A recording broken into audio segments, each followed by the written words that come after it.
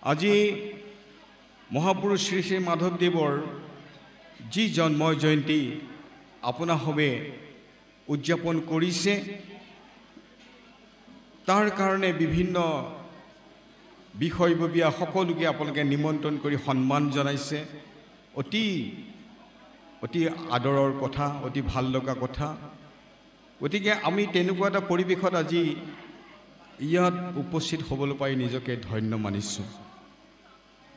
মহাপুৰুষ শংকৰদেৱে যিখিনি অৱদানেৰে গীত, নৃত্য, বাদ্য, সুৰ, সঞ্চাৰ, সাহিত্য, ভাওনা, নাম কীৰ্তন, ঘোষা, বৰগীত, অংকনাট, নামঘৰ, খোল, মৃদং, তাল, ভাঁজঘৰ, দৌল যাত্ৰা, হাতী, ধন পুঁজি, সমাজ, ধৰ্ম বিচাৰ, নীতি, আইন, অহিংসা, নৈতিক আন্দোলন, ত্যাগ, ভোগ, বৈৰাগ্যৰ সমাধি, এই ৩২বিধ অলংকাৰেৰে অসমীয়া জাতিটোক সমৃদ্ধ কৰি গৈছিল।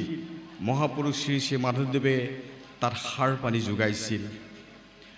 কবি অম্বিকাগিৰি ৰায়চৌধুৰীদেৱে এই দুজনা মহাপুৰুষৰ বিষয়ে কৈছিল, মহাপুৰুষ শংকৰদেৱ হ'ল এখন মহাদেশ।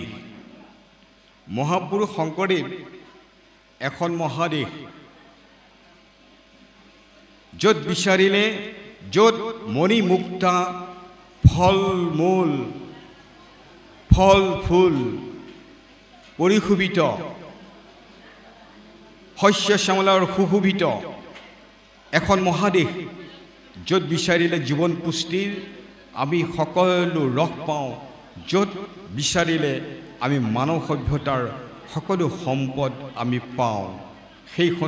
সেয়া হ'ল মহাপুৰুষ শংকৰদেৱ। আৰু মহাপুৰুষ মাধৱদেৱক তুলনা কৰিছিল এখন খৰস্ৰোতা নদীৰ লগত, যিখন নদী পৰ্বত পাহাৰ ভাঙি বৈ আহিছে, যাৰ দ্বাৰা এই মহাদেশ সৰসিত হৈ উঠিছে আৰু য'ত অৱগাহন কৰি পাপি তাপি ধন্য হৈছে।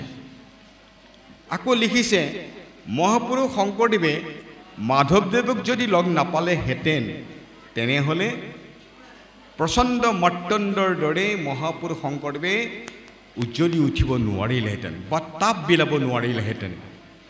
আৰু মহাপুৰুষ মাধৱদেৱেও শংকৰদেৱৰ দৰে যদি এজন গুৰু নাপালেহেঁতেন, তেতিয়াহ'লে তেওঁ ইমান সাধনাত সিদ্ধি লাভ কৰিব নোৱাৰিলেহেঁতেন। গতিকে আমি অসমীয়া জাতিটোৱে, আমি আজি নিজকে অসমীয়া বুলি কৈছোঁ, এই দুজনা মহাপুৰুষৰ কাৰণেই আমি অসমীয়া হৈ জীয়াই আছোঁ। সেইকাৰণে মহাপুৰুষ শংকৰদেৱে কৈছিলে যে আজিলৈকে অসমীয়াক অসমীয়া কৰি ৰাখি থৈছে কোনে? তাহানিৰ স্বাধীন ক্ষমতাতা অসমৰ সেই বৰপাত্ৰ বিষয়াসকলে নে ৰাজবিষয়াসকলে নে পাত্ৰমন্ত্ৰী বিষয়াসকলে আজিলৈকে অসমীয়াক অসমীয়া বুলি অসমীয়া জাতীয় সভ্যতা সংস্কৃতিৰ বিশিষ্টভাৱে এক প্ৰগতিশীল জাতি কৰি ৰাখি থৈছে। অসমীয়া সংস্কৃতি সৃষ্টি কৰি থৈ যাওঁতা, অসমত সুকুমাৰ কালে এটা নিজস্ব ৰূপ দি থৈ যাওঁতা, অসমত এখন সাংস্কৃতিক ৰাষ্ট্ৰ প্ৰতিষ্ঠা কৰি থৈ যাওঁতা, অসমীয়াৰ জনজীৱনৰ মহাকলাকাৰ শিল্পীৰো শিল্পী শ্ৰীমন্ত শংকৰদেৱে। গতিকে আমি মহাপুৰুষ শংকৰদেৱৰ কথা আমি কোনো পধ্যেই আমি এৰাই চলিব নোৱাৰোঁ।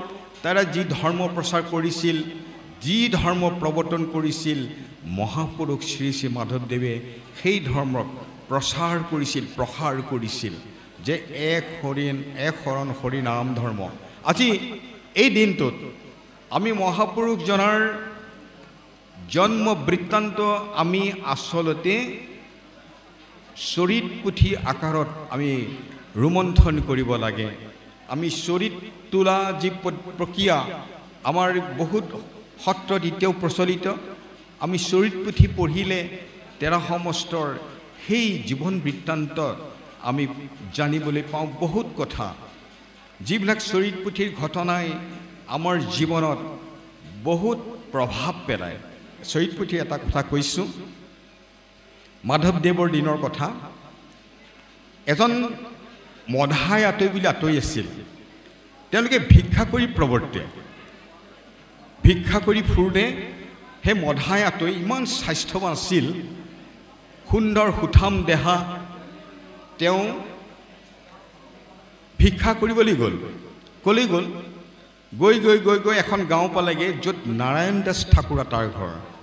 আপোনালোকে চৰিত পুথিৰ কথা শুনিছে, নাৰায়ণ দাস ঠাকুৰাতা। আৰু নাৰায়ণ দাস ঠাকুৰাতাৰ আইগৰাকীৰ নাম হ'ল বাৰবাসী আই। আজি শ্ৰীমন্ত শংকৰদেৱ সংঘত আই মাতৃৰ প্ৰভাৱটো ইমানেই বেছি হৈছে, গতিকে বাৰবাসী আই নাম নজনা হয়তো আই মাতৃ নাই। সেই বাৰবাসী আয়ে তাত গৈ আছিল। তেনেকুৱা সময়তে মধাই আঁতৰি গৈ ভিক্ষা খুজিলে। বাৰবাসী আয়ে দেখিলে যে ইমান সুন্দৰ সুঠাম দেহৰ এজন ব্যক্তিয়ে বাৰু এই কলি যুগত কিয় ভিক্ষা কৰিবলৈ আহিছে। তেওঁ ঠাৰে চিয়াৰে কথাটো সুধিলে, বোলে নাও বুৰু বুৰু, নাও ঢৌ যে চব চব নাও বুৰু বুৰু, তেওঁ কিয় ভিক্ষা কৰিবলৈ আহিছে। তাৰমানে ঢৌ চব চব নাও বুৰু বুৰু, তাৰমানে নদীখন ইমান বাঢ়িছে, তাৰমানে তেওঁৰ জীৱনৰ যিটো যৌৱন, উঠলি উঠা যৌৱনে এই ভৰ বয়সত তেওঁ কিয় ভিক্ষা কৰিবলৈ আহিছে। তেতিয়া কৈছে, বোলে নুবুৰে নাও, এই নাও নুবুৰে। কিয় নুবুৰে? যে সুজান কান্ধাৰ, মোৰ নাৱৰ গৰাকী সুজান কান্ধাৰ। তাৰমানে মহাপুৰুষ শ্ৰীমন্ত শংকৰদেৱ মোৰ গৰাকী, নাৱৰ গৰাকী, গতিকে মোৰ নাওখন নুডুবে। গতিকে নকৈ নাৰ্জো, পুৰণি খাওঁ, ভিক্ষা দিয়া মাও ঘৰলৈ যাওঁ। আয়ে সুধিছিল, নাও চব চব ঢৌ যে অপাৰ। তেতিয়া তেওঁ উত্তৰ ক'লে এই বুলি যে নুবুৰে নাও সুজান কান্ধাৰ। আকৌ ক'লে, বোলে এই আপুনি চিন্তা কৰিব নালাগে, মই নতুনকৈ আৰু পাপ অৰ্জন নকৰোঁ। তেতিয়া বাৰবাসী আয়ে আচৰিত সুধিলে, তেওঁৰ সেই কথাবিলাক বুজি পালে যে তেওঁ কি কথা ক'ব বিচাৰিছিলে। তেতিয়া ক'লে, মই মহাপুৰুষ শংকৰদেৱৰ শিষ্য। আৰু বাৰবাসী আয়ে তেতিয়া নমস্কাৰ কৰিছে। মই নাজানি আপোনাক মই সন্দেহ কৰিলোঁ, আপুনি আৰু ভিক্ষাকৈ প্ৰৱৰ্তিব নালাগে, মই আপোনাৰ বহালেই মই এইবোৰ বস্তু মই পঠিয়াই দিম, চাউল তেল য'ত যি লাগে। এই চৰিত পুথি যিবিলাক কথা, এই কথাবিলাকে আমাৰ জীৱনত বহুত প্ৰভাৱ পেলায়। আজি মহাপুৰুষ মাধৱদেৱে নামঘোষা লিখিলে 4 পুথিৰ ভিতৰত, কীৰ্তন দশম, ঘোষা ৰত্নাৱলী, নামঘোষা, ভক্তি ৰত্নাৱলী, বহুত কথা আছে তাত। আজি শুনিছিলোঁ, আজি ব্যাখ্যা হৈছে, অকণমান পাঠো হৈছে, কিন্তু সেইদৰে ব্যাখ্যা কৰিলে নহয়, বিস্তৃতভাৱে ব্যাখ্যা হ'ব লাগিব। কিন্তু আনুষ্ঠানিকতা ৰক্ষা কৰিবলৈ গৈ থুলমূলকৈ ব্যাখ্যা কৰা হৈছিল। খুব সুন্দৰ ব্যাখ্যা হৈছিল, কিন্তু থুলমূল হ'ল বা যি কি নহওক, তথাপিও নিৰ্দিষ্ট বক্তাৰ ভাষণত আকৌ সেইবিলাক পুনৰাবৃত্তি কৰিবৰ মোৰ কোনো অৱকাশ নাই। সেয়ে মই পুনৰ চৰিত পুথিৰ দুটামান কথা ক'ব বিচাৰিছোঁ। সহিলে সম্পদ। মাধৱদেৱৰ জীৱনত, মহাপুৰুষ মাধৱদেৱৰ জীৱনত আৰু এটা ঘটনা ঘটিছিল, সহিলে সম্পদ। তাৰমানে আমি যদি সহ্য কৰিব পাৰোঁ, আমাৰ যদি সহনশীল এই গুণটো যদি আমি বঢ়াব পাৰোঁ, তেতিয়াহ'লে আমি সম্পদ আহৰণ কৰিব পাৰোঁ। কেনেধৰণে, সেই কথা আমি চৰিত পুথিৰ পৰা শিকিছোঁ। এদিন মহাপুৰুষ মাধৱদেৱে, মহাপুৰুষ গুৰুজন তেতিয়া পাটবাউসীত আছিল, তেওঁ লগৰ সংগীসকলৰ সৈতে নামলৈ গৈ আছিল। কাৰ ঘৰলৈ গৈছিল? চকীয়া মাঝি বুলি এজন মাঝিৰ ঘৰলৈ নামলৈ গৈছিল। আৰু সেই নামলৈ যাওঁতে এটা ঘটনা ঘটিল। ঘটনাটো কেনেকৈ ঘটিবলৈ পালে? ইতিমধ্যে নাৰায়ণ বুলি এজন মানুহ মহাপুৰুষ মাধৱদেৱৰ শংকৰদেৱৰ শিষ্যত্ব গ্ৰহণ কৰিছে। এই কথা তেওঁৰ ককায়েকে শুনিলে। ককায়েক কোন? বুঢ়া দলৈ, তেওঁৰ ৰাজবিষয়া, অতি প্ৰতাপী এজন ৰাজবিষয়া। তেওঁ খঙত জ্বলি পকি উঠিল যে সেই সময়ত কোনোবা গুৰুৰ শিষ্য হোৱা মানে মানুহৰ এটা ধাৰণা আছিল তেওঁ বৈৰাগী হ'ল, আৰু তেওঁ ঘৰ দুৱাৰ এৰিব, বিয়া বাৰু নকৰে, বৈৰাগী হ'ব। সেইকাৰণে বুঢ়া দলৈ খঙত টিকিচি পিকিচি উঠি এদিন কোনে মোৰ ভাই নাৰায়ণক ভকত কৰিছে বিচাৰি আহিল। আৰু বিচাৰি আহোঁতে সেই যেতিয়া মাধৱদেৱে চকীয়া মাঝিৰ ঘৰলৈ গৈ আছিল, বাটতে তেওঁলোকৰ দেখা দেখি হ'ল। আৰু যেতিয়া বুঢ়া দৈলক দেখুৱাই দিছে হেয়া আপোনাৰ ভায়েকক বৈৰাগী বনোৱা ভকত বনোৱা সেইজন মাধৱ তেতিয়া বুঢ়া দৈলে খঙতে গৈ মাধৱদেৱক না না গালি সপনি পাৰিছে চৰটো ঘোচাটো নি মুখত থৈছেগে কিল চুই কিলাবলৈ বাকী কিন্তু মাধৱ পুৰুষে কৃষ্ণ কৃষ্ণ বুলি পেলাই এখোজ পিছুৱা যায় আকৌ বুঢ়া দৈলে খং উঠে মোৰ ভাইক তুমি কিয় ভকত কৰিলা এই বুলি আকৌ খঙত ঘোচাটো চৰটো নি মুখত থৈ চুই কিলাবলৈ বাকী থাকে তেতিয়া মাধৱকে পুনৰ কৃষ্ণ কৃষ্ণ বুলি পিছু কি গৈ আছে কিন্তু উভতি ধৰিলে তেওঁলোকৰহে পলা খাইবলৈ তৎ নোহোৱা হ'ব কাৰণ মাধৱপুৰুষৰ ভকত বহুত আছে কিন্তু মহাপুৰুষ মাধৱদেৱে পিছলৈ এখোজ দুখোজকৈ গৈ আছে কৃষ্ণ কৃষ্ণ এটা সময়ত বুঢ়া ধুলে আমনি লাগিল যে এইজন কেনেকুৱা মানুহ মই ইমান গালি সপনি পাৰিছোঁ ইমান চৰ কিল ঘোচা সোধাবলৈ গৈছোঁ তথাপিও এবাৰো মোক উভতি ধৰা নাই কেনেকুৱা মানুহ হ'ব পাৰে তৎমুহূৰ্ততে তেওঁৰ জ্ঞান চকু মুকল খালে তেওঁ বুজিলে এইজন সাধাৰণ মানুহ নহয় এজন সাধাৰণ মানুহ নহয় এইজন এজন অসাধাৰণ মানুহ গতিকে তেওঁ কি কৰিলে তেওঁ আৰু বেছি পলম নকৰিলে তেওঁ তৎক্ষণাৎ মাধৱ পুৰুষৰ ভৰিত ধৰি সেৱা কৰিলে প্ৰভু মই নাজানি আপোনাক বহুত কথা শুনালোঁ মোক আপুনি ক্ষমা কৰক আৰু মাধৱ পুৰুষে এই কথা কৈ যেতিয়া গুৰুজনাক ক'লে গুৰুজনাক কৈছে সহিলে সম্পদ আৰু কিছুদিনৰ পাছত এই তেওঁৰ ভায়েক নাৰায়ণটো ভকত হ'লেই এই বুঢ়া দলেও মহাপুৰুষ শংকৰদেৱৰ ওচৰত শৰণ ল'বলৈ বাধ্য হ'ল গতিকে এই কথাবিলাকে আমাৰ জীৱনলৈ কিমান জ্ঞান কঢ়িয়াই আনে আমাৰ জীৱনত কিমান প্ৰভাৱ বিস্তাৰ কৰে আমাৰ নতুন পুৰুষক কিমান প্ৰভাৱ পেলাব আপোনালোকে ভাবিব নোৱাৰে গতিকে আমি চৰিত পুথি সেইকাৰণে পঢ়িব লাগে এতিয়া মহাপুৰুষ মাধৱদেৱে জানে আপোনালোকে নামঘোষা লিখিছিল এদিন ভকতসকলৰ সৈতে মহাপুৰুষ শংকৰদেৱ মাধৱদেৱ বৰলুইটি দি গৈ আছে বৰলুইটি দি গৈ আছে সন্ধৰা ঘাট বুলি এটা গজিয়া ঘাটটো পাওঁতেই দেখিলে নদীৰ পাৰত এজন মৃতকৰ দাহ কৰি আছে মৃতকৰ আত্মীয় স্বজনসকলে এই দৃশ্য যিমানে ওচৰ চাপিছে নাওখন দেখিছে মৃতকৰ আত্মীয়সকলে হিয়ালি জিয়ালিকৈ কান্দিছে নাৱত কথা বতৰা পাতি যোৱা ভকতসকলৰ মনত বিষাদৰ ছাঁ পৰিল তেতিয়া তেওঁলোকৰ কথা বন্ধ হ'ল যেতিয়া দেখিলে যে তেওঁলোক সকলোৱে কান্দিছে গুৰুজনে এতিয়া মাধৱদেৱক সুধিলে বোলে মৰাজন মৰিছে কিয় কান্দিছে মৰিছে কিয় কান্দিছে তেতিয়া মাধৱদেৱক বুজিবলৈ বাকী নাথাকিল মৰাহে মৰিছে জীয়াই থকা জন্তু মৰা নাই গুৰুজনাৰ এই প্ৰশ্নটোত মহাপুৰুষ মাধৱদেৱে কিছু আধ্যাত্মিক তত্ত্বৰ ইংগিত পালে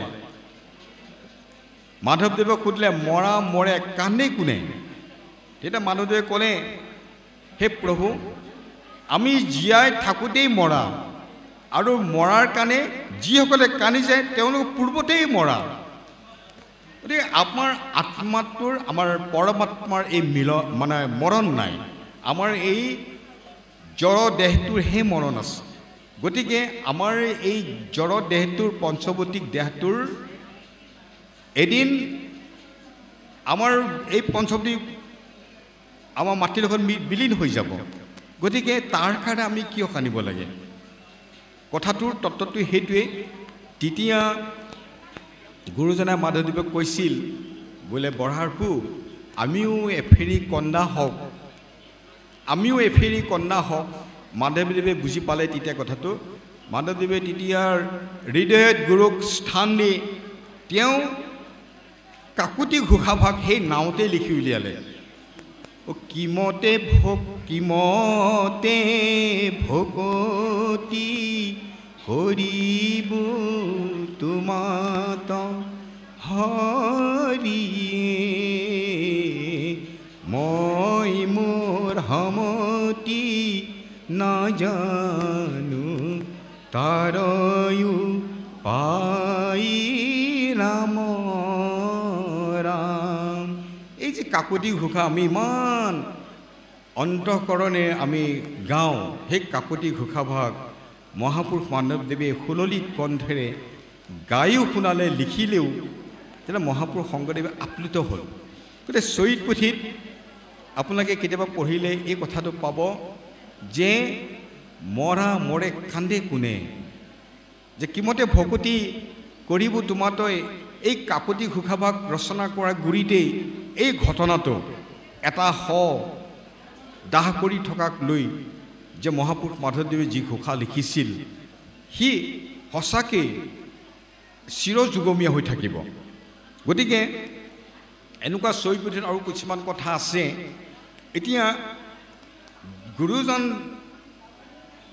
বৰ্তমান থাকোঁতেই মানে জীয়াই থাকোঁতেই মহাপুৰুষ মাধৱদেৱে অনুভৱ কৰিছিল যে মহাপুৰুষ শংকৰদেৱক কোনেও গুৰু বুলি স্বীকাৰ কৰা নাছিল। মানে স্বীকাৰ কৰিছিল কিন্তু তেওঁক যে গুৰু বুলিব লাগে এই কথাটো কিন্তু কোনো উপলব্ধি কৰা নাছিল। আৰু এই কথাটো গুৰুজনেও জানে যে মহাপুৰুষ শংকৰদেৱৰ মাধৱদেৱৰ যিটো সম্পৰ্ক, এই সম্পৰ্কটো এনেকুৱা এটা সম্পৰ্ক যিটো সম্পৰ্ক এতিয়া সাধাৰণ আমাৰ ভকতৰ সম্পৰ্ক সি কিছু বেলেগ। তাৰপৰা এদিন গুৰুজনে এটা সাধু কথা ক'লে, বুঢ়া বুঢ়ীৰ সাধু। সাধুটো বৰ ইণ্টাৰেষ্টিং যে এজন বুঢ়া আৰু এগৰাকী বুঢ়ী আছিল। তেওঁলোকৰ সতি সন্ততি নাছিল। সতি সন্ততি নথকাৰ কাৰণে বুঢ়াই বুঢ়ীক বুঢ়ী বুলি মাতে আৰু বুঢ়ীয়ে বুঢ়াক বুঢ়া বুলি মাতে। কিন্তু কালক্ৰমত তেওঁলোকৰ একেবাৰে জীৱনৰ সেই সময়ত এটি সন্তানৰ জন্ম হ'ল। আৰু এই সন্তানটিয়ে যিদিনাখনি বা বোধ হ'ল তেওঁ শুনিবলৈ পালে যে তেওঁৰ দেউতাকৰ নাম বুঢ়া আৰু মাকৰ নাম হ'ল বুঢ়ী। তেওঁ আনে মতাটো শুনা নাই মা দেউতা বুলি। গতিকে তেওঁ ভাবিলে মোৰ এই দেউতা বুঢ়া, তেওঁ সেইকাৰণে বাপেকক বুঢ়া বুলি মাতে আৰু আইক বুঢ়ী বুলি মাতে। তেতিয়া বুঢ়াই বুঢ়ীক ক'লে, হেৰা বৰ ডাঙৰ কথা হ'ল, আমি যদি এই ল'ৰাটোক যদি নিশিকাওঁ তেতিয়াহ'লে বৰ ডাঙৰ কথা হ'ব। আমি বুঢ়া বুঢ়ী হিচাপেই থাকি যাব, সি আমাৰ বুঢ়া বুঢ়ী বুলিয়েই থাকিব। গতিকে আজিবা তুমি মোক বোপাই বুলি মাতিবা আৰু মই তোমাক আই বুলি মাতিম। আৰু সেই বুলি মতাৰ পৰা ল'ৰাটোৱে সেই ঠাইৰ পৰা আৰম্ভ কৰিলে বাপেকক বোপাই বুলি ক'বলৈ আৰু বুঢ়ীজনীক আই বুলি ক'বলৈ। ঠিক সেইধৰণে মহাপুৰুষ মাধৱদেৱে গুৰুজনাক গুৰু বুলি ক'লে, আজিৰ পৰা আপুনি আমাৰ গুৰু, নহ'লে এই সমাজত কোনেও গুৰুজনাক আৰু গুৰু বুলি নক'ব। আৰু তেতিয়াৰ পৰাই মহাপুৰুষ মাধৱদেৱে নাম দেৱ নাম ভকতৰ লগত গুৰু শব্দটো যোগ কৰি পেলাই গুৰুদেৱ নাম ভকত এই চাৰিটা বস্তুৰ মানে আমাৰ ধৰ্মত সৃষ্টি কৰিলে। যে গুৰুদেৱ নাম ভকতত আমি নলগালে আমি একো বস্তুৱে আমি খাব নোৱাৰোঁ, আমি শৰাইখন পাতিব নোৱাৰোঁ, আমি গুৰুদেৱ নাম ভকত স্মৰণ নকৰিলে আমি গুৰু আসন পাতিব নোৱাৰোঁ ইত্যাদি। গতিকে এই কাহিনীবিলাক চৰিত পুথিৰ কাহিনী শুনি ভাল পাব আৰু চৰিত পুথিখন আপোনালোকে পঢ়িবলৈ মন যাব। যে চৰিত পুথিত ইমান ধুনীয়া ধুনীয়া কাহিনী আছে আৰু বহুত লিখকে সেই কাহিনীবিলাক জনপ্ৰিয় কৰি তুলিবৰ কাৰণে বিভিন্ন কিতাপত বিভিন্ন আলোচনীত এইবিলাক লিখি উলিয়াইছে। এতিয়া মন মতংগ মানুহৰ এই মনটোৰ বিষয়ে আমাৰ শাস্ত্ৰত গুৰুজনে কিমান লিখিছে। মনে জৈকে যাওঁ জীৱে বোলে মই যাওঁ, মনে দুখে পাইলে জীৱে বোলে মই পাওঁ, মনে জীৱা কৰোঁ জীৱে বোলে মই কৰোঁ, মনৰ মৰণে বোলে জীৱাই মই মৰোঁ, যথেক ইন্দ্ৰিয়গণ মনৰ অধীন, মনৰ ৰেখে আজ্ঞা পালি থাকে ৰাতি দিন, মনে পাপ মনে পুণ্য মনেহে নৰক, মনেহে কৰিছে ভেদ আপোন পৰক। গতিকে মনৰ নিয়ন্ত্ৰণ কৰিবলৈ বৰ জটিল, মনক নিয়ন্ত্ৰণ কৰিবলৈ জটিল, মন মাতংগ। আৰু সেইকাৰণে মই আজি এটা কথা আহিয়ে লক্ষ্য কৰিছোঁ, মই কথা প্ৰসংগত কওঁ, আমাৰ নামঘৰত আচলতে ইয়াত সিংহাসন প্ৰতিষ্ঠা কৰিব লাগে। সিংহাসনখন কিয় প্ৰতিষ্ঠা কৰিব লাগে? যে এই মনটোৰ লগতে জড়িত হৈ থকাৰ কাৰণে মই কথাটো ক'বলৈ গ'লোঁ যে মহাপুৰুষ শংকৰদেৱে যিটো ধৰ্ম প্ৰৱৰ্তন কৰিলে এইটো মাহ প্ৰসাদ খাবলৈ পৰা নাই বা ঘৰত খেতি বাতি এৰি পেলাই আমি এনেকৈ নাম গুণ গৈ সময় কটাবলৈ আমাক ধৰ্ম প্ৰৱৰ্তন কৰি থৈ দিছে জনাই আমাৰ মনটো নিয়ন্ত্ৰণ কৰিবৰ কাৰণেহে ধৰ্ম প্ৰৱৰ্তন কৰিলে দকৈ যদি ভাবি চায় কাৰণ গুৰুজনাৰ যি ধৰ্ম সেই ধৰ্ম তেওঁ ক'ৰ পৰা আনিলে যে শ্ৰীমদ ভাগৱত আৰু শ্ৰীমদ ভাগৱত গীতা আৰু পদ্মপুৰাণ এই তিনিখন শাস্ত্ৰৰ পৰা লগ লগাই এক শৰণ হৰিনাম ধৰ্ম প্ৰৱৰ্তন কৰিলে এতিয়া মই বৰ বিশেষ বহলকৈ নাজানো গীতা শ্ৰীমদ ভাগৱত গীতা অৰ্জুনে যেতিয়া যুদ্ধ কৰিব নোৱাৰিলে গীতাক এই ধনুখন পেলাই দিয়ে বোলে মই নোৱাৰোঁ কেলৈ নোৱাৰা মোৰ এজন ককা মোৰ এজন মহা সেইজন মোৰ পেহা সেইজন মোৰ দদাই মোক কেনেকৈ মাৰিম এইসকলক এতিয়া কৃষ্ণই দেখিলে যে মই ইমান সুন্দৰভাৱে পৰিকল্পনা কৰি আনিলোঁ এতিয়া তেওঁ যুদ্ধ নকৰে বৰ ডাঙৰ কথা হ'ব তেতিয়া কৃষ্ণই বুজি পালে অৰ্জুনৰ মনৰ কথা যে এই মনটোতে কেৰুণটো লাগি আছে সেইকাৰণে তেওঁ এটা কথা ক'লে বোলে সংকল্প প্ৰভৱান কামং ত্যক্তা সৰ্বান শেষত মনসা এব ইন্দ্ৰিয়গ্ৰাম সমন্তত শনৈ শনৈ উপৰমেদ বুদ্ধ ধৃতিৰ গৃহীতয়া আত্মসংস্থং মনঃকৃত ন কিঞ্চিদপি চিন্তয়েৎ यतु यतु निच्चरति मनःसंचलम स्थिरम ततस्ततु नियम्य तद आत्मन्यव वशं नयेत এই মনটোক তুমি নিয়ন্ত্ৰণ কৰিবলৈ যত্ন কৰা সংকল্প প্ৰৱণ কামং ত্যক্তা আমাৰ সংকল্প যাতে আমাৰ যিমান কামনা বাসনা আছে আমি সকলো ত্যাগ কৰিব লাগে সংকল্প প্ৰৱণ কামং ত্যক্তা সৰ্বান শেষত মনসব ইন্দ্ৰিয় কামং বিনিয়ম্য সমন্ততঃ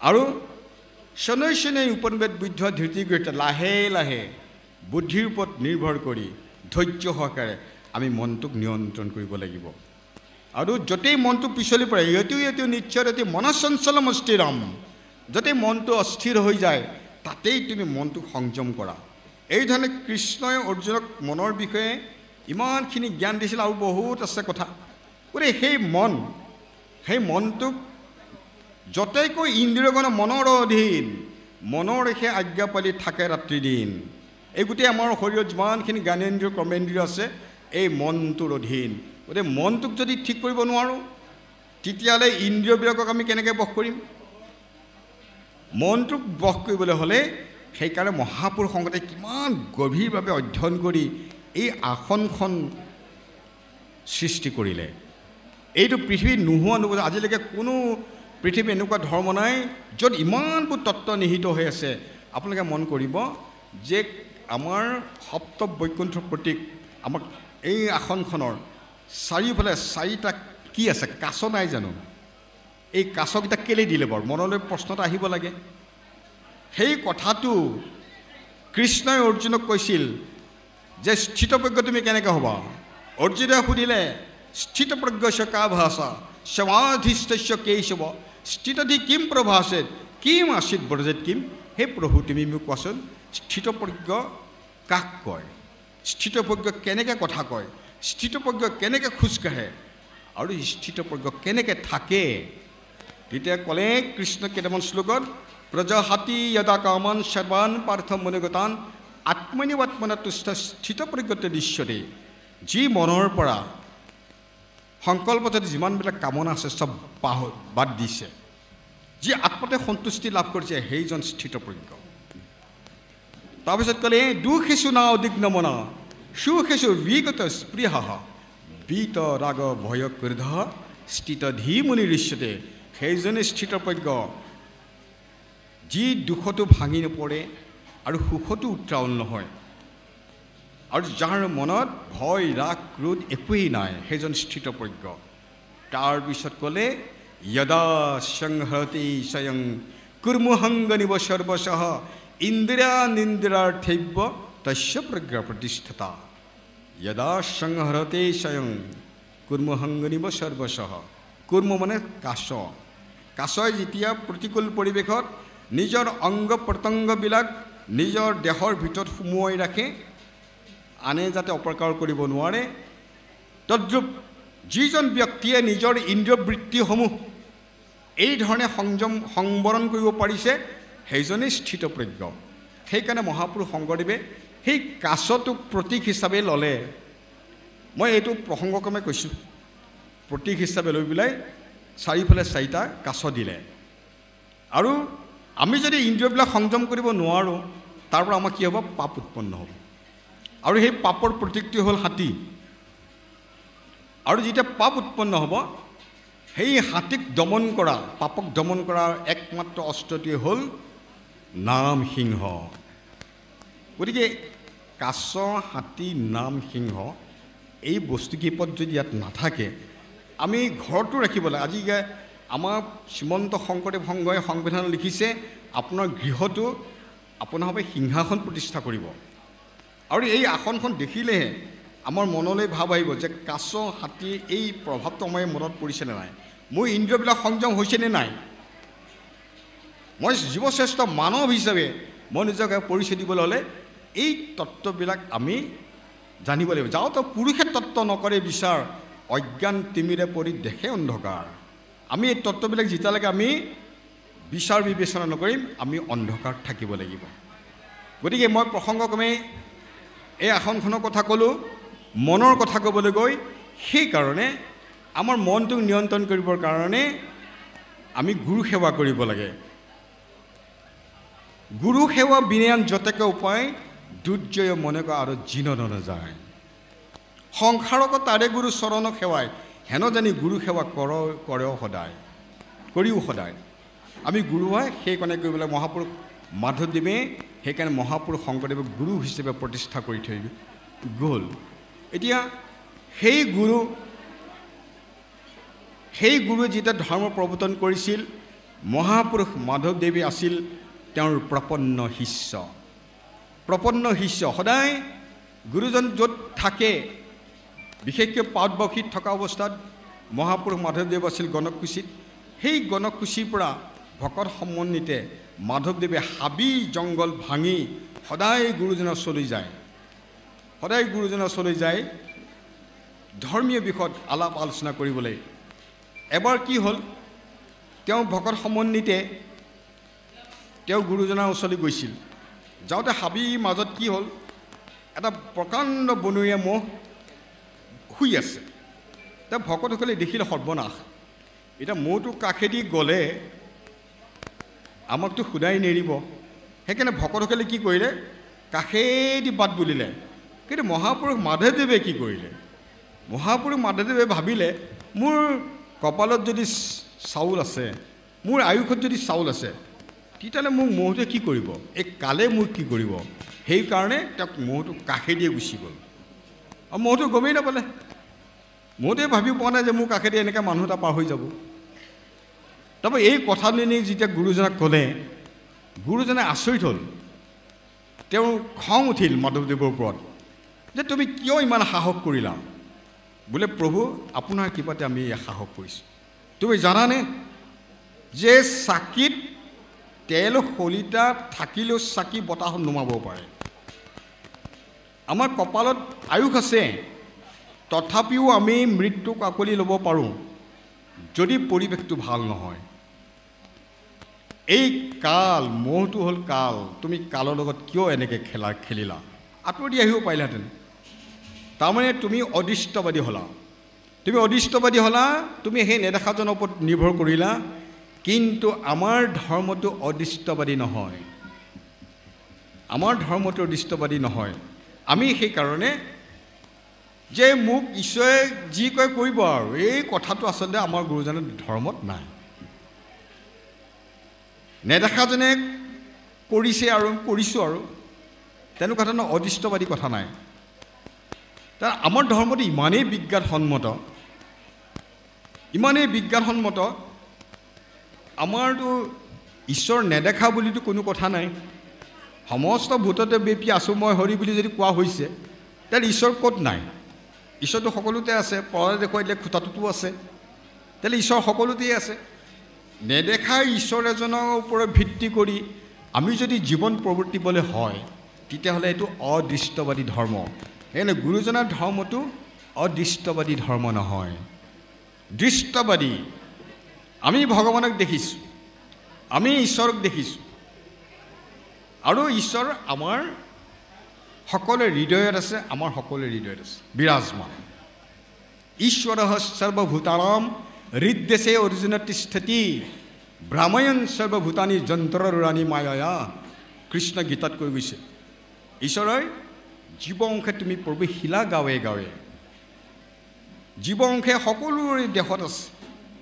গতিকে সেই ঈশ্বৰক আমি অদৃষ্টবাদী এটা বিশেষ বস্তু আমি ধৰি ল'লে নহ'ব, বিজ্ঞানসন্মত। সেইকাৰণে মহাপুৰুষ শংকৰদেৱৰ প্ৰৱৰ্তিত এই যি ধৰ্ম, যাক মহাপুৰুষ মাধৱদেৱে প্ৰচাৰ প্ৰসাৰ কৰিলে, ই সাংঘাতিক বিজ্ঞানসন্মত ধৰ্ম। এতিয়া বৈজ্ঞানিক দৃষ্টিভংগী নাথাকিলে আমাৰ এই গুৰুজনা ধৰ্মটো আমাৰ বুজিবলৈ টান হয়। বৈজ্ঞানিক দৃষ্টিভংগী মানে কি? যে নিজস্ব আৱেগ অনুভূতি আকাংক্ষা পৰিহাৰ কৰি পূৰ্বৰ নিৰ্দিষ্ট কোনো ধ্যান ধাৰণা মনত নাৰাখি আসক্তিপূৰ্ণভাৱে কাৰো পক্ষপাত নকৰি কেৱল যুক্তি আৰু তথ্যৰ ভিত্তিত কোনো এটা বিষয়ৰ আলোচনাত প্ৰবৃত্ত হোৱাৰ মানসিকতাই হ'ল বৈজ্ঞানিক দৃষ্টিভংগী। গতিকে মহাপুৰুষ শংকৰদেৱৰ এই যি প্ৰৱৰ্তিত ধৰ্ম, ইয়াত যুক্তি আৰু তথ্য, অন্য দেৱ দেৱতা উপাসনা কৰিব নালাগে, কোনো দেৱতা নায়েই, স্থিতিয়ে নাই।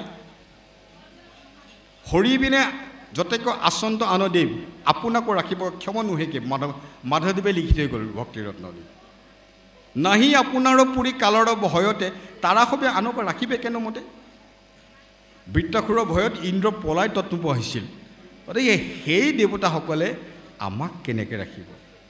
গতিকে কেৱলে নিৰ্ভয়ে এক ঈশ্বৰৰ মুৰাৰী, এইজনে ঈশ্বৰ মুৰাৰী, তেওঁকে আমি বুজিব লাগে। গতিকে ইয়াত যুক্তি আৰু তথ্য আছে। এতিয়া এই ধৰ্ম পালন কৰিবলৈ যাওঁতে আমাৰ বহুত নীতি নিয়ম আচাৰ বিচাৰৰ কথা আহি পৰে। আৰু চৰিতপুথিৰ কথাত যিহেতু মই কৈ আছোঁ, মই অন্ন বিচাৰৰ কথা কওঁ যে অন্ন বিচাৰ মানে কি? এতিয়া যে আমাৰ অন্ন বিচাৰ মানে আমি যাৰ তাৰ হাতে আচলতে নোখোৱাটো নুবুজায়। এতিয়া আপোনাৰ হবে বা জলৈ তলৈ গ'লেও য'তে ত'তে খাইছে, নহয়নে বাৰু? কিন্তু বিচাৰটো কৰিব লাগে কেনেকৈ, এই চৰিতপুথি আমাক শিকাইছে। আপুনি নাজানি ক'ৰবাত খাইছে, এইটো বেলেগ কথা। নাজানি ক'ৰবাত খাইছে, প্ৰাণটো ৰক্ষা কৰিবৰ কাৰণে খাইছে, সেইটো বেলেগ কথা। কিন্তু জানি শুনি কেনেকৈ খাইছে। এবাৰ মাধৱদেৱে কি হ'ল, এই ধৰ্ম প্ৰৱৰ্তিবলৈ প্ৰচাৰ কৰিবলৈ যাওঁতে এঠাইত অন্ন ল'বলগীয়া হ'ল। প্ৰবাসত থাকোঁতে এই ঘটনা ঘটিছিল। মাধৱদেৱে এজন ভকতক তেওঁ শৰণ দি ল'লে। শৰণ দি পেলাই মহাপুৰুষ মাধৱদেৱে তেওঁ হতাই অন্ন খাইছে। এই কথাটো আহি পেলাই গুৰুজনাক ক'লেহি যে মহাপুৰুষ মাধৱদেৱে আজি এনেকৈ প্ৰসাদ গ্ৰহণ কৰিছে। তেতিয়া গুৰুজনাই শুনি সন্তোষ পালে। বোলে আমি প্ৰসাদ মুঠি লওঁতে সদায় তাক বিচাৰ কৰিব লাগে। কাৰণ যিজনে অন্ন দিছে, সেই অন্ন যদি তেওঁ পাপ অৰ্জিত অন্ন হয়, তেতিয়াহ'লে তেওঁ পাপখিনি খাওঁতা জন দেহলৈ গুচি যাব। বুজি পাইছেনে? যিজনে অন্ন দিব, তেওঁ যদি পাপ অৰ্জিত হয় অৰ্জন, তেওঁ দিয়া অন্নমুঠি যদি আমি খাওঁ, তেওঁৰ পাপৰ ভাগি আমি হ'ব লাগিব। এই তত্ত্বটো নজনা কাৰণে আমি য'তে ত'তে আমি বিচাৰ নকৰোঁ, নহয়নে বাৰু? সেইকাৰণে আমি যে কওঁ দুৰ্নীতিপৰায়ণ মানুহৰ হতুৱাই আমি যিকোনো কাম নকৰোঁ, দুৰ্নীতিপৰায়ণ মানুহৰ ধন আমি নামঘৰত নলগাওঁ, ইত্যাদি ইত্যাদি। কিয়? তেতিয়া এই কথাটো বুজাবৰ কাৰণে এটা সাধু কথা ক'লে। মহাপুৰুষ শংকৰদেৱে এটা সাধু কথা ক'লে। যে সাধুটো হ'ল, এখন ঠাইত এটা বৰ দগাবাজ ডাকু আছিল, ডকাইত। তাৰ ভয়ত মানুহে এদিন আঁতৰেদি বাট বোলে, এদিনৰ বাটেৰে বাট বোলে আঁতৰেদি। তাৰমানে সি পালে প্ৰাণেও মাৰিব আৰু ধন সোণ চব লুটিব।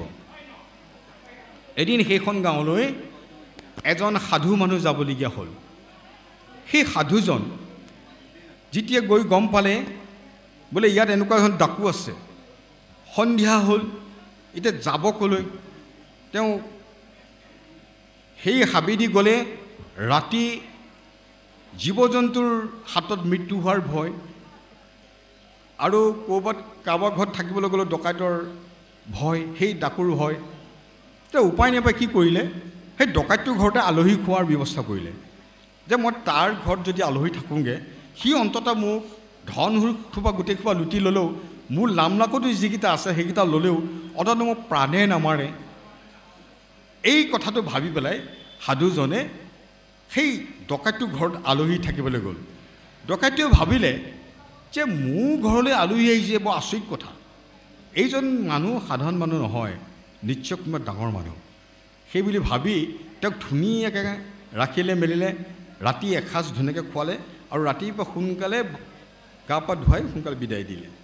কালক্ৰমত এই দুয়োজনৰ মৃত্যু হ'ল, সাধুজনৰো মৃত্যু হ'ল আৰু এই ডকাইতজনৰো মৃত্যু হ'ল। আৰু জীৱ দুটা চিত্ৰগুপ্তই নি আৰু যমদূতে নি চিত্ৰগুপ্তক দিলেগৈ। চিত্ৰগুপ্তই দেখিলে যে এটা জীৱ বৰ পাপী আৰু এটা জীৱ বৰ পুণ্যৱান। এই পাপী জীৱটো হ'ল ডকাইতটোৰ আৰু ভাল জীৱটো হ'ল এই সাধুজনৰ। গম পাইছে কথাটো? তেতিয়া বিশ্বাস কৰি পেলাই তেওঁলোকক ক'লে যে এই যিটো পাপী জীৱ ডকাইতটোক ক'লে, তোমাৰ জীৱনটো গোটেইটো পাপেৰে ভৰ্তি হৈ আছে, গতিকে তুমি গোটেই চিৰ জীৱন নৰকতে থাকিব লাগে। কিন্তু তুমি এদিন খুব ভাল কাম এটা কৰিলা, এজন সাধুক তুমি এসাঁজ অন্ন খোৱালা, খুব ভাল কাম কৰিলা, গতিকে তোমাৰ এবেলা পুণ্য লিখা আছে। তাৰপিছত সাধুজনক ক'লে, বোলে তুমি গোটেই জীৱনটো পুণ্যৰ কামেই কৰিলা, কিন্তু তোমাৰ জীৱনৰ এটাই বেয়া কাম হ'ল, তুমি এদিন এজন অসাধুৰ হাতেৰে খালা। তাৰমানে সেই ডকাইতৰ হাতেৰে খাইছিলে যে, অসাধু লোকৰ হাতেৰে খালা, গতিকে তোমাৰ গোটেই জীৱনটো তোমাৰ পুণ্যই ভৰি আছে, তুমি নিয়মমতে তুমি স্বৰ্গতেই বাস কৰিব লাগে, কিন্তু তোমাৰ অকণমান নৰকবাস আছে। যেনেকৈ ডকাইটোৰ অকণমান স্বৰ্গবাস আছে, ওলোটাকৈ অকণমান নৰকবাস আছে। গতিকে তোমালোকক কোনটো আগতে কি লাগে কোৱা? ডকাইতটোক সুধিলে তুমি কোনটো ল'বা আগতে? ডকাইতে ভাবিলে মই চিৰজীৱন নৰকতে থাকিব লাগিব, যিহেতু মই পাপী, অকণমান মোক স্বৰ্গবাস আছে পুণ্যৰ বলত, গতিকে মই প্ৰথমতে মই স্বৰ্গৰ লেঠাটোকে মাৰি লওঁ। এই বুলি স্বৰ্গবাসটো খুজি দিলে আৰু তেওঁ স্বৰ্গত বাস খোজাৰ কাৰণে ৰজা ঘৰত জন্ম হ'ল। তেওঁ স্বৰ্গত থাকিব লাগিব যে, ৰজা ঘৰত জন্ম হৈ ভাল কাম কৰোঁতে কৰোঁতে কৰোঁতে কৰোঁতে তেওঁ পূৰ্বজন্মত যিমানবিলাক পাপ আছিল চব খণ্ডন হৈ গ'ল আৰু তেওঁ সেইবাৰ তেওঁ পুনৰ স্বৰ্গলৈ গুচি গ'ল। কিন্তু এই যিজন সাধু তেওঁ সুধিলে তুমি প্ৰথমতে কি ল'বা? তেওঁ দেখিলে যে মোৰ গোটেই জীৱনটোতো পুণ্যই, মই অনবৰত মই স্বৰ্গতেই থাকিব লাগে, অকণমানে লেঠা আছে নৰকৰ, এই নৰকৰ লেঠাটোকে মাৰিলোঁ আগতে। তেওঁ নৰক বাসটো খুজি দিলে আৰু নৰক বাস খোজোতে মানে নৰকত বাস কৰোঁতে কৰোঁতে কৰোঁতে কৰোঁতে কি হ'ল, তেওঁ বেয়া কাম কৰোঁতে কৰোঁতে কৰোঁতে তেওঁ নৰকলৈ বেছিহে তললৈ সোমালে, যাৰ ফলত তেওঁ আৰু উদ্ধাৰ নহ'ল। এতিয়া আমি চাওঁ, এজন ডকাইত হৈও এটা ভাল কাম কৰি এদিন এসাঁজ খুৱাই এজন স্বৰ্গলৈ গুচি গ'ল আৰু গোটেই জীৱন পুণ্য কৰি, গোটেই জীৱন স্বৰ্গত থকাৰ যোগ্যতা অৰ্জন কৰি মাত্ৰ সামান্য এটা কামৰ কাৰণে ডকাইতৰ হাতেৰে খালে, তাৰ কাৰণে তেওঁ গোটেই জীৱন্ত নৰকবাস হ'ল। এতিয়া আমিও এই চৰিতপুথিত কাহিনীটো কেলৈ দিলে, আমিও আমাৰ জীৱনত আমি অন্নমুঠি গ্ৰহণ কৰোঁতে আমি বিচাৰ কৰিব লাগিব যে মই ডকাইতৰ হাতেৰে খাইছোঁ নে মই পুণ্যৱানৰ হাতেৰে খাইছোঁ। যদি কেনেবাকৈ পাপ অৰ্জিত ধৰণেৰে খাইছোঁ, মোৰ গোটেই নৰকবাস আপুনি জানি ল'ব। আৰু গতিকে এই চৰিতপুথিৰ এই কাহিনীবিলাকে আমাৰ জীৱনত বিশেষকৈ নতুন প্ৰজন্মক এওঁলোকক ঘোষা পঢ়ি পঢ়ি আপোনাক কিমান জ্ঞান দিব। এই কাহিনীবোৰ গল্প আকাৰত আমি যদি কওঁ কিমান ভাল পাব। এতিয়া মনটো মাতংগ, মই তাতে এৰি থৈ গ'লোঁ, মনটো মাতংগ, সেই মনৰ কথা ক'বলৈ গৈ মোক বেলেগ এফালে গুচি গ'লোগৈ। এই মন যে মনে জৈকে যাওঁ জীৱে বোলে মই যাওঁ, মনটোক আমি নিয়ন্ত্ৰণ কৰিবৰ কাৰণেই আমাৰ এই ধৰ্ম ব্যৱস্থা। সেই মন মাতংগৰ বিষয়ে এটা সুন্দৰ কাহিনী আছে, মহাপুৰুষ মাধৱদেৱৰ দিনৰ কথা। মহাপুৰুষ মাধৱদেৱৰ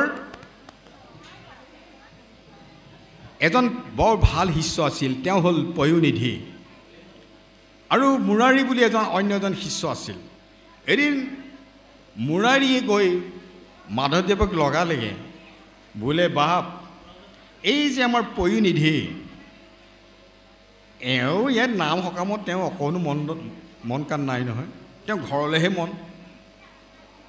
তেওঁ ইয়াত মাত্ৰ উদাসীন হৈ আছেহে, দেখুৱাবলৈহে আছে। তেওঁ মন ভৰি ঘৰত থাকেগৈ। বোলে হয় নেকি? ঘৰতনো কোন কোন আছে? মাধৱদেৱে সুধিলে। বোলে তেওঁ বৌয়েক এজনী আছে, ভতিজাক দুটামান আছে, নাতিনীয়েক কেইটামানো আছে, সদায় সেইকেইটালৈকে মন। বোলে হয় নেকি? বোলে উপায় নাই, কি কৰিবা? তেতিয়া মাধৱদেৱে এটা কাহিনী ক'লে। মাধৱদেৱে এটা কাহিনী ক'লে যে 4টা চোৰ আছিল। 4টা চোৰ আছিল, সদায় চুৰ কৰিবলৈ যায়। এদিন 2টা চোৰে ক'লে, বোলে আমিনো কিমান চুৰ কৰিম আৰু, সদায় চুৰ কৰি আমনি লাগিছে, আজি আমি এই নামলৈকে যাওঁ, ক'ৰবাত বোলে ভাগৱত পাঠ হৈছে তালৈকে যাওঁ। এইকেইটা 2টা চোৰে ক'লে, তহঁতি আৰু শুনি ফলাবি, আমি আৰু সহ্যক বৃত্তি এৰিব নোৱাৰোঁ, আমি চুৰ কৰিবলৈকে যাওঁ। এইবোৰ ইহঁত চুৰ কৰিবলৈ গ'ল। চুৰ কৰিবলৈ গৈ সিহঁতে কিন্তু চুৰ কৰা নাই, বাটতে গৈ পেলাই গছজোপা তলতে বহিলে, ইটোৱে সিটোৱে কথা পাতিছে। হেৰৌ, আমিনো বাৰু ইমান পাপি নে বাৰু, আমি সদায় চুৰেই কৰি আছোঁ, এদিনো আমি ভাগৱতলৈ যাব নাপায়নে বাৰু? সিহঁতকেইটা চাগে কি ৰাম কৃষ্ণৰ কথা শুনিছে, ৰামৰ কথা শুনিছে ভাগৱতত, আৰু আমি কি কৰিছোঁ? এইবুলি গোটেই নিশাটো তাতে থাকিলে। আৰু এইকেইটা যিকেইটা ভাগৱতলৈ গ'ল, সেইকেইটা এটাও যদি কথা কাণত সোমালেহেঁতেন, এটা ভাবিছে কি, এইখন ক'লৈ আহিলোঁ আজি? এই 2টা যে আমাক এৰি থৈ গ'ল, আজি চাগে দাও মাৰিছে। আজি এহেঁতি চাগে আজি ভাল ভাল ধনী মানুহৰ ঘৰত সোমাইছেগৈ। ইছৰাম, আমি বিৰাট লোকচান হ'ল আমাৰ। এতিয়া কালক্ৰমত কি হ'ল গম পাইছেনে? এই যিকেইটা চুৰ কৰিবলৈ গৈছিল সেইকেইটা গতি পালে, এইকেইটা কিন্তু নাপালে আকৌ। তাৰমানে সিহঁতৰ যদিও চুৰ কৰিবলৈ গৈছিল, মনটো ক'ত হ'ল? ভাগৱতত। মনটো হ'ল ভাগৱতত। কিন্তু যিসকল ভাগৱতলৈ আহিছিল, মনটো ক'ত লাগিলগৈ? সহ্য বৃত্তিত। এতিয়াও আমাৰ নাম সকামলৈ বহুত ভকত আহে। আজি মোৰ ভাষণ শুনিবলৈ বহুত আহিছে। এই গেলা গৰমত আহি পেলাই মোক চাগে গালিয়েই পাইছে, ইমান দূৰৰ পৰা কেলৈ আহিব লাগে, যেনে তেনে ঘৰলৈ যাব লাগে, তথাপি ইয়াত বেয়া পায় বুলি আছে। কিন্তু মনটো গৈ পেলাই ক'ৰবাত আছেগৈ। এই কয় ন, মন নাই আই ঘৰত থৈ আগে পৰে ঘৰত, মনটো আছে ক'ৰবাত। গতিকে গতি কোনে পাব? গতি কোনে পাব? যিসকলে বাহিৰত থাকিও ইয়াৰ কথা চিন্তা কৰি থাকিব, আৰু ইয়াত থকাসকলে কিন্তু গতি নাপাব। সেইকাৰণে নাম অপৰাধীটো হ'ব। এই নাম হৰিৰ কীৰ্তন কৰন্তে আনে, আন মন কৰি নুশুনে কাণে। অধক যাই সিউহে কলা, বাইবেক কাণত তপত হলা। গতিকে ইয়াত হৰি নাম কীৰ্তন কৰি থাকোঁতে, ইয়াত কৃষ্ণৰ কথা চৰ্চা কৰি থাকোঁতে আমাৰ যদি মনবিলাক যদি গৈ পেলাই ক'ৰবাত থাকেগৈ, তেতিয়াহ'লে সেইজন নাম অপৰাধী পৰিব। বা যি কি নহওক, এই কথাবিলাক হ'ল চৰিত পুথিৰ কথা। কিমান সুন্দৰ সুন্দৰ কথা আৰু আছে, কম নে নকম কওক? অন্ন বিচাৰৰ কথা ক'লোঁ, মন মাতাংগৰ কথা ক'লোঁ, আৰু মন জীৱৰ বন্ধন। এই মনটোৰ ওপৰতে মই নিবিষ্ট হৈ আছোঁ। মনটো হ'ল জীৱন বন্ধনৰ কাৰণ। আমি যে জীয়াই আছোঁ এখন সংসাৰলৈ, মায়াৰ সংসাৰ, এই মনটোৰ কাৰণে। জীৱৰ বন্ধনটো হৈছে মনৰ কাৰণে। এই কথাটো মহাপুৰুষ মাধৱদেৱে তেওঁ শিষ্যসকলক কেনেকৈ বুজাইছিল শুনক। এদিন নাম হৈ আছে, এনেকৈ ইয়াত নাম হৈ আছে ধৰি লওক, নাম হৈ থাকোঁতে হঠাৎ শ্ৰীৰামতা, তেওঁ বহুত বয়স হৈছে, হঠাৎ শ্ৰীৰামতা নামৰ পৰা উঠি গ'ল। যেতিয়া শ্ৰীৰামতা নামৰ পৰা উঠি গ'ল, তেওঁ মহাপুৰুষ মাধৱদেৱে এজন আতৈক ক'লে, বোলে বাপ চোৱা হওকচোন, শ্ৰীৰামতা আনকালে এনেকৈ কোনোদিন উঠি নাযায়, আজিনো কিয় উঠি গ'ল, ক'লৈ গ'ল? শ্ৰীৰামতাই লাহে লাহে লাহে লাহে লাহে ঠক বককৈ গৈ নিজৰ বহালৈ গ'ল। ইজনো ভকত মনে মনে মনে মনে পিছে পিছে গ'ল। শ্ৰীৰামতা গৈ নিজৰ বহাৰ এই ৰাতিপুৱা মানে মাধৱদেৱে তেওঁলোকক চিৰা দৈ খাবলৈ দিয়ে। তেওঁ সেইদিনানি চিৰা দৈ বাতি নাখাই পেলাই তেওঁক এই বিচনাখনৰ তলতে কলপাত এখিলা ঢাকি থৈ দিছিলে। তেওঁ চিধাই গৈ পেলাই এই বিচনাখন তলৰ পৰা চিৰা বাতি হাতী খুজীয়া বাতিটো এনেকৈ টানি আনিছে, আনি পেলাই কলপাতখন ঢাকি পেলাই কৈছে, দকচিছে, হেৰৌ দুৰ্জন পামৰ মন, বোধ হোৱাৰে পৰা তোৰ সৈতে উপজি মই ভাবিছিলোঁ তোৰে সৈতে হৰি ভকতি কৰি মই গতি পাওঁ। জন্মসূত্ৰে তই মোৰ সহোদৰ ভাই, কিন্তু তই আজি বাৰে বাৰে মোক তাতে এই তই চিৰা দৈত লাগিছহি। তই মোৰ শত্ৰু নে মিত্ৰ? মনটো কৈছে তই মোৰ শত্ৰু নে মিত্ৰ? বাৰে বাৰে যে তই মোক তাত এৰি থৈ তই চিৰা দৈত লাগিছহি। মই ভাবিছিলোঁ তোৰ সৈতে একেলগে গতি পাম, কিন্তু মই যদি নাখাওঁ তই কেনেকৈ খুৱাবি? খোৱা। মই যদি চিৰা দৈখিনি হাতেৰে নতলোঁ তই কেনেকৈ তুলি দিবি? খোৱা। এইবুলি কৈ গৈ কি কৰিলে, চিৰা দৈখিনি চোৱাপতে নি দলিয়াই দিলেগৈ। তেতিয়া সেইজনে আহি পেলাই মাধৱদেৱে কৈছে, বোলে বাপ এইভাগে বকিছে কিবা কিবি। বোলে হয়, জীৱৰ এই মনটো হ'ল বন্ধনৰ কাৰণ। তেওঁ ইয়াত নামত থাকিব পৰা নাই, চিৰা দৈত লাগিছেগৈ মনটো। এতিয়াও চাগে কাৰোবাৰ কাৰোবাৰ লাগি আছে, আজি বা কি খুৱাইছে, ভোক লাগিছে চাগে, নহয় জানো? বঢ়িয়া বাপ। এই হ'ল আমাৰ মন, জীৱৰ বন্ধন। মনটো ক'ত কেনি যায় কোনেও ক'ব নোৱাৰে। সেইকাৰণে আমাৰ ধৰ্মত আমি পালন কৰোঁতে আৰু এবাৰ কি হ'ল, মহাপুৰুষ মাধৱদেৱে এবাৰ এনেকৈ গৈ আছে, এবাৰ গৈ থাকোঁতে ধুনীয়া পথাৰ এখনৰ মাজেদি যাবলগীয়া হ'ল। পথাৰখনত ধানখিনি মানে ইমানেই ধুনীয়া, ভকত এজন দেখি পেলাই পথাৰখনতে ৰৈ গ'ল নহয়। আৰু দেখি ধানখিনি ইমান সুন্দৰ হৈছে, ৰৈ গ'ল আৰু। তাৰ মাধৱদেৱে ক'লে হ'ব আহা। তাৰপৰা অলপ দূৰ গৈ পেলাই কৈছেগৈ, ইচ ধান দৰা যে হৈছে আৰু ইমান ধুনীয়া, মানে চাই থাকিলে চায়েই থাকিব মন যায়।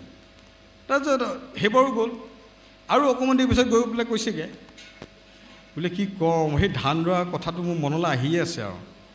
তেতিয়া মাধৱদেৱে উপায় নাপাই ক'লে, তুমি এটা কাম কৰিবা, এই ধানখিনি পকিলে এদিন আহি তাৰে এসাঁজ খাই যাবাহি, নহ'লে তোমাৰ সেইটোৱে পুনৰ জন্মৰ কাৰণ হ'ব। এতিয়া সেইটোৱে কাৰণ হ'ব। এতিয়া আমাৰ এই কথাবিলাক আমাৰো ঠিক তেনেকুৱা।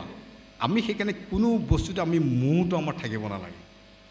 আমাৰ যে এইবোৰ নাতি পুতিলে ইমান মোহ হয়, যিকোনো এটা কথালে ইমান মোহ, ঘৰটোলৈ মোহ হয়।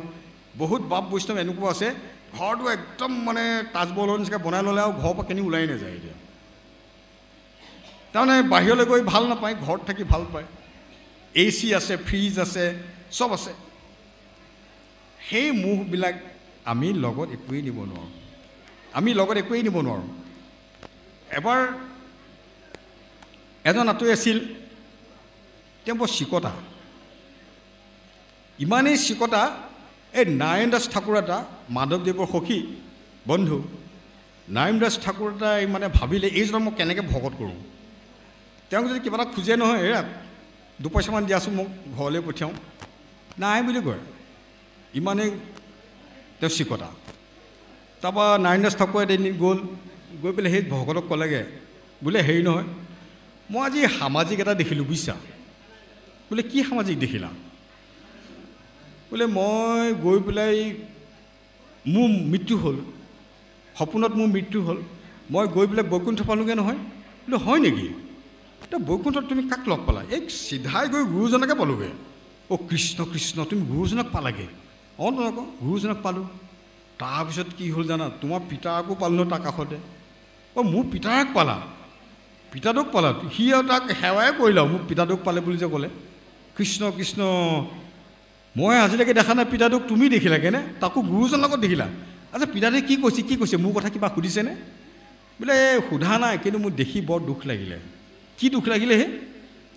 এই বৈকুণ্ঠত মানে সকলোৱে কাপোৰবোৰ ইমান ফটা, ভাল কাপোৰ এখনো নেদেখিছোঁ, এই কামিজ চামিজবিলাক ধুতি চুটিবিলাক চব ফটা। মোৰ মানে সেইটো আটাইতকৈ দুখ লাগিলে। সেইকাৰণে তোমাৰ পিতাই আহিব সময়ত মানে মোক কথা এটা কাণ ফুচফুচকৈ ক'লেই। কি ক'লে? বোলে এই আমাৰ যেতিয়া আহিব নহয়, এই তাক বেজী আৰু গুলি এটা দি পঠিয়াবাচোন। সেইটো আৰু কথা হ'ল নি আৰু বেজী গুলি এটা দিবলৈ? এই বুলি কৈ নাৰায়ণ দাস ঠাকুৰ তাত ৰোৱা নাই, গুচি গ'লগৈ আৰু। তাৰপৰা ই ভাবিলে বেজীটো মই নিম কেনেকৈ এতিয়া, বেজীটো মই এতিয়া কেনেকৈ দিম, লাগিল চিন্তা। তেতিয়া তেওঁ জ্ঞান চকুটো মেল খালে যে এই বদমাছে আহে, এইটো ফাঁকি আহি পেলাই ফাঁকি মাৰি মোক আচলতে এই জ্বলাবলৈ আহিলে। মই যে চিকত আহি জানে কথাটো, মই যদি বেজী এটাও দিব নোৱাৰোঁ, এই ধন টকা পইচাবোৰ মই পৃথিৱীত কাক দি থৈ যাম এতিয়া। এতিয়া আমাৰ সমাজত এই কথাটোৰ প্ৰভাৱ আছেনে নাই বাৰু, যে আমাৰ এনেকুৱা বহুত ভকত বৈষ্ণৱ আছে, ধন সোণ ঐশ্বৰ্য বিভূতিয়ে উভয় নিদি, কিন্তু প্ৰাথমিকে যদি কিবা এটা খোজেগৈ, এই কৃষ্ণ মোৰ অৱস্থা নাই নহয়, একেবাৰে অৱস্থা নাই বুলিয়ে কৈ দিব আৰু। বাকী কথাটো দূৰৰে কথা। এটা তেনেকুৱা কথা আমি চৈত পুথিত পাওঁ। আৰু চৈত পুথিত আছে কি, এবাৰ কি হ'ল, মহাপুৰুষ মাধৱদেৱৰ দিনৰ কথা। নৱনিধি বুলি এজন ভকত আছিল। নৱনিধি ভকত মানে তেওঁ বৰ চহকী আছে, আগতে সদাগৰ আছিল। তেওঁ ভকত হ'বলৈ আহিলে, ভকত হ'বলৈ আহি পেলাই তেওঁ লগত 4 কুৰি টকা লৈ আহিলে, লগত টকা 4 কুৰি লৈ আহিলে। তাৰপৰা ৰাতি শুব সময়ত সেই 4 কুৰি টকাকৈ আৰু গণি পিটি আৰু শুই থাকে গাঁৱৰ তলত থৈ পেলাই। এই কথাটো এজন ভকতে দেখি আছে। দেখি পেলাই এই শ্ৰীহৰি বুলি কয়, শ্ৰীহৰি বুলি আমাৰ ভকতজনী দেখি আছে। তেওঁ কেইটা মাধৱদেৱক ক'লেগৈ, বোলে বাপ এই যে নৱনিধি এইটো এনেই, তাৰ বিষয়তে ধান্দা খালি, কি হ'ল বোলে তেওঁ ৰূপ 4 কুৰি লৈ আহিছিলে, সেইকেইটাকে গণি পিটি ৰাতি আৰু এই গাঁৱৰ তলত থৈ পেলাই শুই থাকে। বোলে হয় নেকি? তাৰপৰা এদিন মাধৱদেৱে কি কৰিলে, সকলোৱে নামলৈ যাওঁতে এওঁ সেই গাঁৱৰ তলৰ ৰূপ 4 কুৰি এই শ্ৰীৰাম বুলি এজন আঁতৰি হতুৱাই চুৰ কৰি আনিলে, লুকুৱাই থৈ দিলে। এসপ্তাহমান গ'ল, তেওঁ একো গমগতি নাই, কিন্তু নিৰ্বিকাৰ। সেই ৰূপ 4 কুৰি যে হেৰালে তেওঁ যেন গমেই নাপায়। তাৰপিছত মাধৱদেৱে কি কৰিলে, এই যিজন ব্যক্তিয়ে লগাইছিলেগৈ যে নৱনিধি আঁতৰি বিষয়তে মন, টকা পইচা খালি চিন্তা, তেতিয়া কি কৰিলে, এই শ্ৰীৰামৰ দ্বাৰাই এই শ্ৰীহৰিৰ এই দুখীয়া ভকতজনৰ লাম লাকতো কাঁহী বাতি যিকেইটা আছিলে চব চুৰ কৰি পেলালে। যেতিয়া চব চুৰ কৰি পেলালে, এওঁ নামৰ পৰা গৈ দেখিলেগৈ, ৱাই মোৰ দেখোন লাম লকত একো নাই, কাঁহী বাতিখন একো নাই, এইখনত আৰু থাকিব নোৱাৰি, এইখন চব চোৰৰ বাঁহ হ'ল আৰু। তাৰপৰা মাধৱদেৱে সুধিলে, তোমাৰ কি হ'ল? বোলে প্ৰভু ইয়াত আৰু মই থাকিব নোৱাৰোঁ। কেলে? বোলে মই এনেই দুখীয়া, মোৰ এই ফটা কেঁঠা আৰু এই কাঁহী বাতি এযোৰ আছিল, কোনোবাই লৈ গুচি গ'ল, কেনেকৈ থাকিব ইয়াত? তেতিয়া মাধৱদেৱে এই নৱনিধিক সুধিলে, বোলে নৱনিধি তোমাৰ কিবা হেৰাইছে নেকি বাৰু? তেতিয়া নৱনিধিয়ে ক'লে, প্ৰভু মোৰ হেৰাওঁতে বাৰু হেৰাইছে, এই মোৰ ৰূপ 4 কুৰি আছিলে, মই লৈ আহিছিলোঁ লগত, সেইকেইটা মোৰ থকাৰ পৰা মোৰ টোপনি নাছিলে, এইকেইটা কোনোবাই এদিন এসপ্তাহমান আগতে নিলে, মই সেইদিনাখনিৰ পৰা মই ভালকৈ শুইছোঁ আৰু। তেতিয়া এওঁতো ভীষণ লাজ পাইছে, তেওঁহে লগাইছিলেগৈ তেওঁৰ কথা। তেতিয়া মাধৱদেৱে এটা কাহিনী ক'লে যে প্ৰকৃত এই যে বিষয়টো কি বস্তু।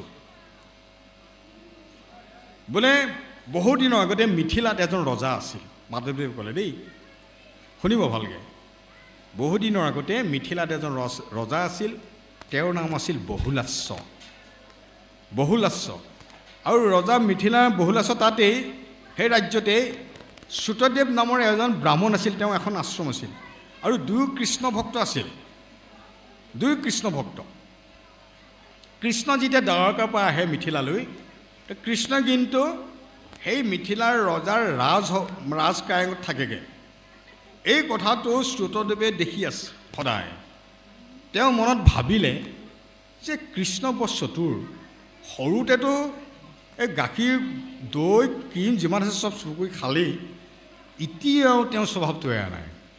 তেওঁ এতিয়াও আহি পেলাই ধনী মানুহৰ ঘৰতে থাকে, ৰজাৰ ঘৰত থাকে। মই যে বামুণ, মই যে সাধাৰণ ব্ৰাহ্মণ এজন, মোৰ ঘৰত কোন থাকিব? মই দুখীয়া ব্ৰাহ্মণ। অন্তৰ্যামী প্ৰভুৱে কিন্তু কথাটো গম পাই গ'ল যে তেওঁৰ ভক্তই কি ভাবিছে। এই বুলি এদিন কি কৰিলে কৃষ্ণই এই বহুলাস্য ৰজা আৰু শ্ৰুতদেৱক দুয়োকে লগত লৈ চহৰৰ উপকণ্ঠ এটা পাহাৰৰ টিলালৈ লৈ গ'ল কথা পাতিবলৈ, য'ৰ পৰা গোটেই মিথিলা চহৰখন দেখি থাকে। কথা পাতি আছে দুয়ো বন্ধুৰ লগত। হঠাৎ কৃষ্ণই মায়াৰ বলেৰে এই মিথিলা চহৰখনত জুই লগাই দিলে। যেই জুই লগাই দিলে শ্ৰুতদেৱ তাৰপৰা দৌৰ মাৰিলে। কেলৈ মাৰিলে জানানে? বোলে মোৰ দুখীয়া ব্ৰাহ্মণৰ আশ্ৰমখন আছে নেকি, এখন পুৰি চাৰখা হ'ব এতিয়া। তেওঁ দৌৰ মাৰিলে। কিন্তু ৰজা বহুলাস্য কৃষ্ণৰ কাষতেই থাকিল। ৩ ত্ৰৈলোক্যৰ অধিকাৰী তেওঁৰ কাষতে থাকিল। কাৰণ স্বয়ং কৃষ্ণ মোৰ কাষত, মোৰ ৰাজ্য পুৰি গ'ল, মোৰ তাতে কি আহে যায়। কিন্তু শ্ৰুতদেৱ ব্ৰাহ্মণৰ সামান্য এখন আশ্ৰম, তেওঁ কিন্তু দৌৰ মাৰিলে। তেতিয়া তৎক্ষণাৎ কৃষ্ণ কি কৰিলে? মায়াৰ বলেৰে জুইটো নাইকিয়া কৰি পেলালে। যেতিয়া জুই নাইকিয়া কৰি পেলাই হঠাৎ শ্ৰুতদেৱ ৰৈ গ'ল। আৰে কি কথা? তেতিয়া গম পালে যে এইটো কৃষ্ণৰ লীলা, কৃষ্ণৰ মহিমা। তেওঁ পিছলৈ ঘূৰি আহিলে। তেওঁ তেতিয়া গম পালে যে এইটো কৃষ্ণৰ লীলা। তেতিয়া মাধৱদেৱে কৈছে যে বিষয় বস্তুটো কেনেকুৱা, যে আমি ভিতৰি বিষয়ী হ'ব নালাগে। যে কলগছ, এই কলজোপা যদি আপুনি কাটে তাৰপৰা পানী ওলাব, নহয়নে বাৰু? কলগছ কাটিলে পানী ওলাব। তাক যদি পাহাৰৰ ওপৰতো ৰোৱেগৈ, শুকান পাহাৰ এটাৰ ওপৰতো ৰুলে কাটিলে তাৰপৰা কিন্তু পানী ওলাব। কলগছ এইটো ধৰ্ম। কিন্তু কুহিলা যদি আপুনি পানীত ৰুৱে, পানীতেই থাকে, ভাঙিলে কিন্তু শুকান। কুহিলা ভাঙিলে কিন্তু শুকান। গতিকে আমাৰ বিষয় বস্তুটো আচলতে এনেকুৱা, যাতে আমি ভিতৰি বিষয়ী হ'ব নালাগে। বিষয় বস্তুটো এনেকুৱা। সেইকাৰণে এই বিষয়ৰ ওপৰত মহাপুৰুষ মাধৱদেৱে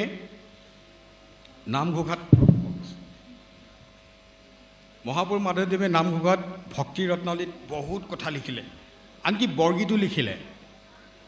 মই বহুত বিস্তৃতভাৱে নকওঁ, ভকত কমি আহিছে, মই মাত্ৰ বৰগীত এভাগ গাই দিছোঁ। মাধৱদেৱে এটা বৰগীত গালে, ঐ নাম পৰম ধন চিন্তহু মন ভাই, বিষয় সুকৰু কহু পাই, বিষয় সুকৰু কহু পাই, হৰিপদ সেৱা মানৱী বিনে নাই, নাম পৰম ধন চিন্তহু মন ভাই, ঝুন্তা ঐশন জনম গোৱাই, ঝুন্তা ঐশন জনম গোৱাই, বিষয় কাছক মূলে মানিক বিকাই, নাম পৰম ধন চিন্তহু মন ভাই। এই বৰগীতত এই বিষয়ে আমাক ইমান সুন্দৰকৈ ক'লে। গতিকে বিষয় বস্তুটো কি, আমি আচলতে তাক জানিব লাগিব।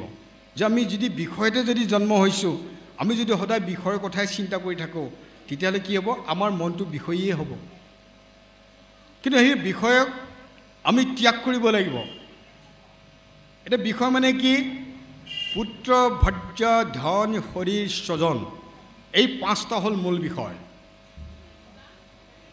মহাপুৰুষ শংকৰদেৱে কীৰ্তনত লিখি থৈ গৈছে পুত্ৰ ভাজ্যা ধন শৰীৰ স্বজন সবাৰুৱা সেবি যুগ হে এইবুলি কীৰ্তনত লিখি থৈ গৈছে গতিকে বিষয়কেইটাক বিষয়ৰ মাজতে থাকি আমি আকৌ কেনেকৈ আমি পদুমৰ নিচিনাকৈ থাকিব লাগিব সেইটোৱেই হ'ল আমাৰ পুৰুষাৰ্থ আমাৰ ধৰ্মটোৰ মূল তত্ত্বটো সেইটোৱেই যে আমি পদুমৰ নিচিনাকৈ বোকাত ফুলি বিষয়ৰ মাজত থাকি আমি গাত বোকা লাগিবলৈ দিব নালাগিব গতিকে তাৰ কাৰণে আমি চেষ্টা কৰিব লাগিব কষ্ট কৰিব লাগিব এই যে মই কৈ আহিলোঁ প্ৰকৃত বৈৰাগ্য যিটো আমি ধন টকা পইচা আমি পৃথিৱীত এইবোৰ আমি একো ধৰি ৰাখিব নোৱাৰোঁ আমি আহিল আহা একেশ্বৰে যায় বা একেশ্বৰে কৈতো শুনি আছা ভাজ্যা পুত্ৰই ৰক্ষা কৰে কোনো ৰাখিব নোৱাৰে আৰু একো নিবও নোৱাৰোঁ গতিকে আমি থকা দিনকেইটাত এই গুৰু দুজনৰ এই মহাপুৰুষ দুজনৰ যি দৰ্শন এই দৰ্শনটো আমি বুজিবলৈ আমি চেষ্টা কৰিব লাগিব যে আমি সুখেৰে আমি কেনেকৈ সংসাৰ বৰ্তি থাকিম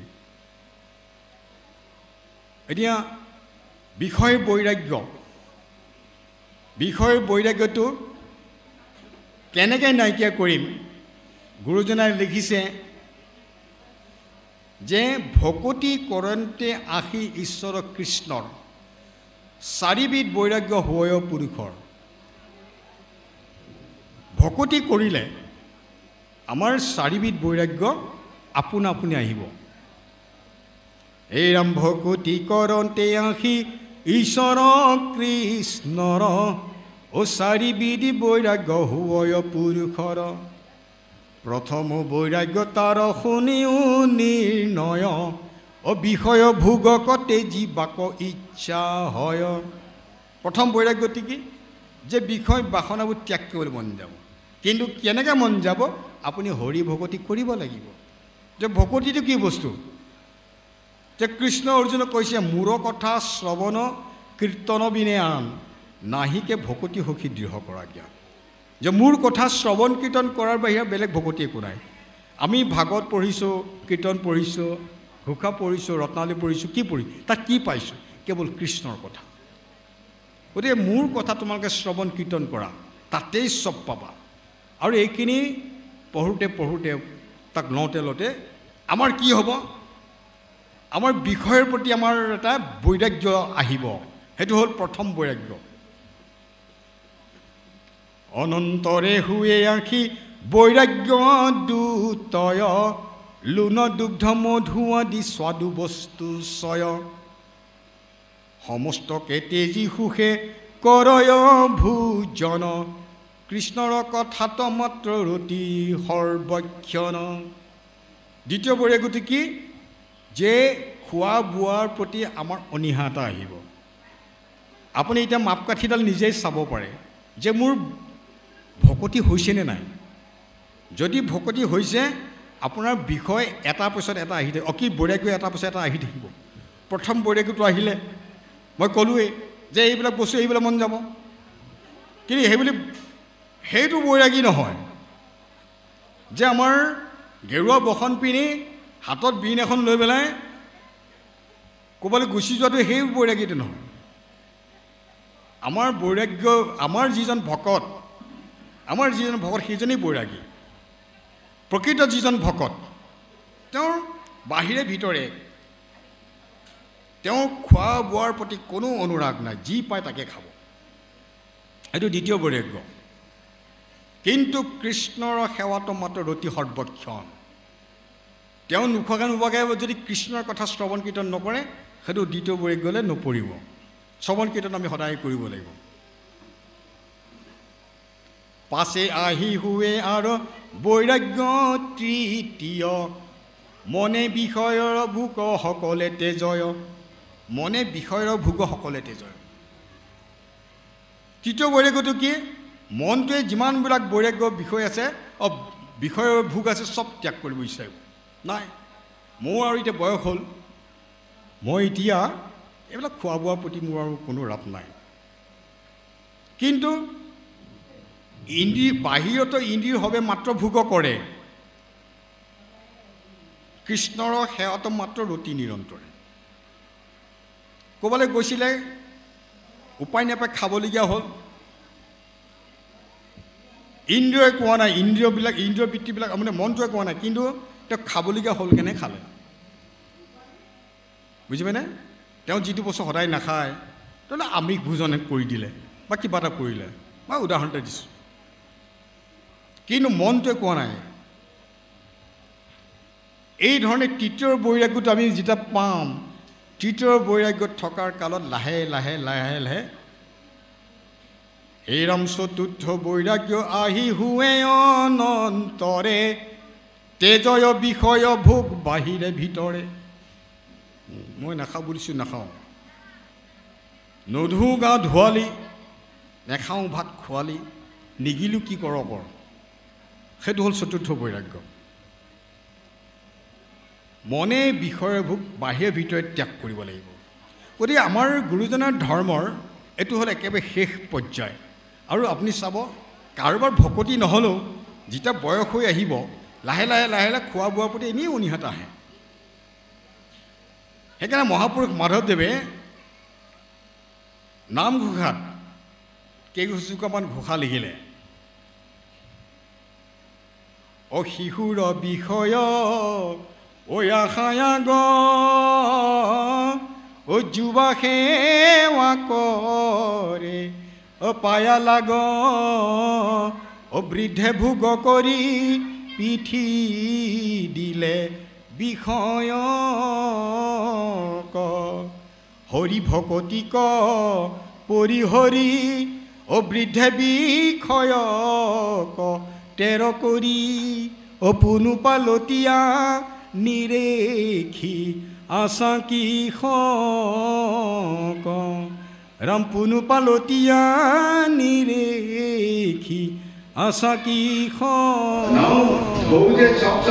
এই বিষয়ভোগটো আমাৰ শিশুসকলক আহি আছে সেইকাৰণে শিশুৰ বিষয় আশা তেওঁ বিষয়ৰ আশাটো আগত আছে আৰু যুৱা সেৱা কৰে পায়া লাগ আৰু শিশুটো এদিন যেতিয়া কালক্ৰমত যুৱক হ'ব তেওঁ সেই বিষয় ভোগ কৰিব আৰু তেওঁ এদিন কালক্ৰমত বৃদ্ধ হ'ব তেওঁ যেতিয়া বৃদ্ধ হ'ব তেওঁ বিষয়টো ত্যাগ কৰিব লাগে কিন্তু হৰি ভকতিক পৰিহৰি বৃদ্ধে বিষয়ক তেৰ কৰি যিটো বিষয় এৰি থৈ আহিল তুমি এতিয়া পুনু পালতি নিৰিখি আছা কি সেইটোৱে হ'ল ডাঙৰ এটা কেৰুণ এইটো কেৱল শ্ৰীমন্ত শংকৰদেৱ সংঘৰ কাৰণেই নহয় অসমীয়া ভকতি সমাজৰ কাৰণেই নহয় সমগ্ৰ বিশ্ববাসীৰ কাৰণে এইটো এটা ডাঙৰ ব্যাধি যে আমি বয়স হৈ অহাৰ লগে লগে আমি এৰিবলগীয়া বস্তুবিলাক আমি নেৰোঁ আমি এৰিবলগীয়া ভোগবিলাক আমি নেৰোঁ মৃত্যুৰ আগমুহূৰ্তলৈকে আমাক খাব লাগিব মৃত্যুৰ আগমুহূৰ্তলৈকে আমাক ভোগ কৰিব লাগিব এইটোৱে হ'ল ডাঙৰ ব্যাধি আৰু এই কথাটো আমাৰ উত্তৰ পুৰুষে চাই আছে নতুন প্ৰজন্মই আমাক দেখি আছে দেউতাই মোক কি খাই আছে দেউতাই কি কৰি আছে দেউতাই কি চাই আছে দেউতা ক'লৈ গৈ আছে সিটো চাই আছে সিটো কৰা নহয় আজি আমি নতুন প্ৰজন্মক কিয় IAS বনাব পৰা নাই আমাৰ অসমীয়া ল'ৰা ছোৱালীবিলাকক আমি কিয় IAS IPS বনাব পৰা নাই আমি আগতে নিজকে ঠিক কৰিব লাগিব আমি ধুতি গামোচা পিন্ধিলোঁ বুলিয়ে আমি একেবাৰে ধোঁৱা তুলসী পাত হৈ পৰিলোঁ নে মোৰ ঘৰখন কি হৈ আছে মই চাইছোঁ নে নাই মই ল'ৰাটোক গালি পাইছোঁ ঐ তহঁতি এইবোৰ আজিৰ পৰা নকৰিবি মই ডেকা হৈ থাকোঁতে কি কৰি আছিলোঁ মই ডেকা কালত মই কি খাইছিলোঁ মোৰ ল'ৰা ছোৱালীয়ে দেখিছিল জানো কিন্তু আজি মই কি হ'লোঁ মই ধোঁৱা তুলসী পাত হৈ পৰিলোঁ মই ল'ৰা ছোৱালীক গালি পাৰিছোঁ নহ'ব এনেকৈ নতুন প্ৰজন্মক আমি ভকতিৰ পথলৈ আনিব নোৱাৰোঁ আধ্যাত্মিক জগতখনলৈ আনিব নোৱাৰোঁ আমি নিজে আপুনি আচৰিত ধৰ্ম আনক শিকাই আমি নিজে বৈৰাগ্য ভাৱটো আনিব লাগিব ল'ৰা ছোৱালীয়ে মোক ক'ব লাগিব দেউতাৰ প্ৰকৃত বৈৰাগ্য আহি গ'ল শ্ৰদ্ধাটো তেতিয়া আহিব এই যে ঘটনাবিলাক দেখোঁ আমি যে বৃদ্ধ বয়সত মাক বাপেকে এৰি থৈ আহিছে ভিতৰৰ চৰা কাহিনী আপুনি নাজানে আমি নাজানো কিন্তু পেপাৰত পৰ্টেল মিডিয়াত টিভিত এনেকুৱাকৈ দেখুৱাব যে বৃদ্ধসকলক আমাৰ নতুন প্ৰজন্মই দেখিবই নোৱাৰে দেখি থৈ কিন্তু যি জাল যন্ত্ৰণা বৃদ্ধসকলে দিয়ে সেইবিলাক আমি নাজানো ক'ৰবাত দুটা এটা ঘটনা হয়তো নাথাকে নহ'বও পাৰে বা যি কি নহওক এই যে বৃদ্ধসকলে বিষয়টো নেৰে মই এটা হাঁহি এটা কথা কওঁ দেই এজন বাপ মৃত্যুৰ ক্ষণগণি আছে মই তেওঁ ঘৰলৈ গ'লোঁ বোলে বাপ বৈকুণ্ঠী হোৱাৰ আগে আগে মই এবাৰ দেখা কৰি আহোঁগৈ গ'লোঁ বাপে কিবাতে হেলেপকৈ চুবাই আছে দাঁত এটাও নাই বিচনাত পৰি আছে কিবা এটা চুবাই আছে মই বোলো কাইলৈ পৰিলে মৰিব এইটো কি চুবাই আছে হেলেপকৈ কিবা এটা মাৰি আছে তাই মই দেখিলোঁ চাংখনৰ তলত কুকুৰ এটাও শুই আছে তাৰপিছত এবাৰ মাৰুককৈ উঠিলে বুজিছেনে মাৰুককৈ যিটো শব্দ উঠিল মই ভাবিলোঁ কুকুৰটোৱে কিবা মাংস হাড় চুবালে নেকি তাৰপিছতে মই গম পালোঁ কুকুৰেতো একো খোৱা নাই আমাৰ এই বুঢ়াই কি কৰিছে এই নাৰী পাপৰ বুলি যে কয় নাৰী পাপৰ এডাল মানে দাঁতৰ আলু মাজত থৈ পেলাই কোমলাই আছে আৰু এবাৰ কোমলোতে মাৰুককৈ উঠিলে সেই শব্দটো শুনিলোঁ মই তাৰপিছত ভাবিলোঁ কি মই কুকুৰটোৱে চাগে হাড় চুবাইছে কুকুৰটোৱে হাড় চুব নাই আচলতে আমাৰ বৃদ্ধ বাপেহে নাৰী চুবাই আছে নাৰী পাপৰ তেতিয়া মই ভাবিলোঁ দেই এই বাপ যাব এইবোৰ বিষয়টো এইবোৰ পোৱা নাই আৰু সেই সময়ত কি খাব লাগিছিলে ফ্ৰুট জুইচ খাব লাগিছিলে বোলে আয়ো মোক পিঠাগুড়ি অকণকৈ খোৱাচোন নাইনে বাৰু সেই নাৰী পাপৰডাল খাবলৈ কিহে পাইছিলে তেলত ভজা এই হ'ল আমাৰ বিষয় তাৰপিছত আৰু 3 মাহ পিছত বুঢ়া গ'ল আৰু তেতিয়া মোৰ এই মাধৱদেৱৰ এই ঘোষাবিলাক মনত পৰিছে এৰাম বালকে কৰোঁ বহুমান যুৱায়ে সেইবোৰ কপাৰে মান বৃদ্ধে বিষয়ৰ বহিৰ্ভূত হুয়াৰৈল ভোগ কৰিবা কত পাৰয় তথাপিতো আশা নচাৰয় হৰি হৰি হৰি কিনো বিপৰীত ভৈল ভোগ কৰিব নোৱাৰে তথাপিতো আশা নেচাৰে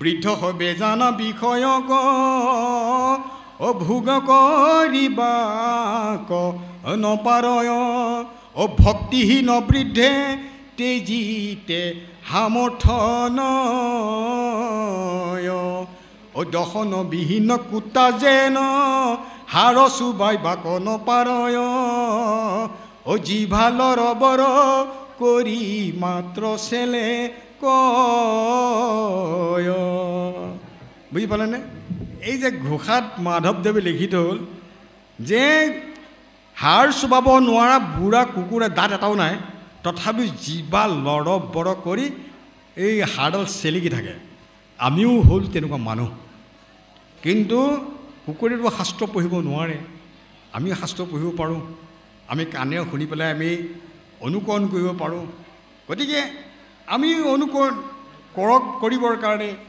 আমি ডেকাসকলক আমি বাট বোলাব লাগিব আমি কেৱল ডেকাসকলক দুখিলে নহ'ব এইসকল অধপতনলৈ গ'ল এইটো বাইক চলাই অধপতনলৈ গ'ল এইটো মোবাইল চলাই অধপতনলৈ গ'ল হা এই গালি কাক পাৰিছোঁ মোৰ নিজৰ টেষ্টটোপাকে পাৰিছোঁ মোৰ নিজৰ টেষ্টটোপা যদি মই শুদ্ধ কৰিব পাৰিলোহেঁতেন সময়ত আজি মোৰ ল'ৰা ছোৱালী অধপতনে নগ'লেহেঁতেন